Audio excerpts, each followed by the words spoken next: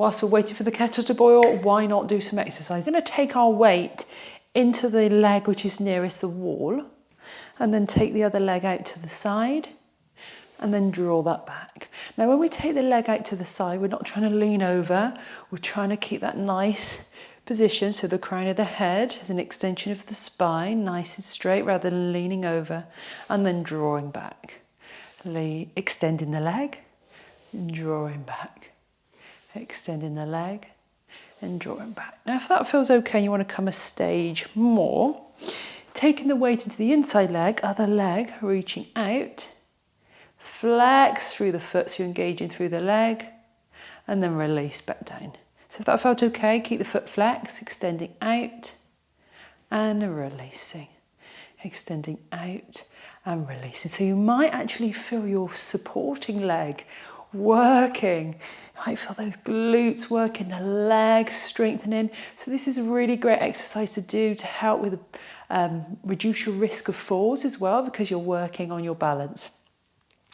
Good, and release and giving a little shake out. So I'll start with maybe 8. And then when you get a little bit more confident, so start with the tip of the toe, see how you are with that. One side might be different to the other. Or if it feels okay, flex a foot, extend out and release. Extend out and release. So yeah, start with 8. And then once you find if you're okay with that, then you could increase that to 2 sets of 8. So 8 and then a little rest. And then within time, you can increase that to 12 each set times 2. So 24 in total. But always going at a pace which suits you. And release and give a little shake out. So let's come back to the other side. We're going to do another 8. Weight into the inside leg, other leg, either tip of the toe, that might be plenty. Or flex the foot, lift and lower. Lift and lower. We're not leaning forward, back, side to side. Our upper body stays nice and stable. Stomach slightly drawn in as we extend the leg out. Now it might be a lot smaller, it might be just small movements, absolutely fine.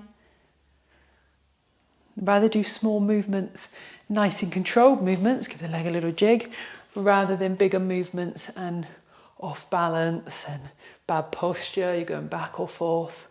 2, 3, 4, shoulders down away from the ears. 5, 6, 7, and 8, and release. So as well, strengthen your glutes as you do with that side leg lifts. It helps as well to keep you in a really good posture. We want to keep all those muscles nice and strong.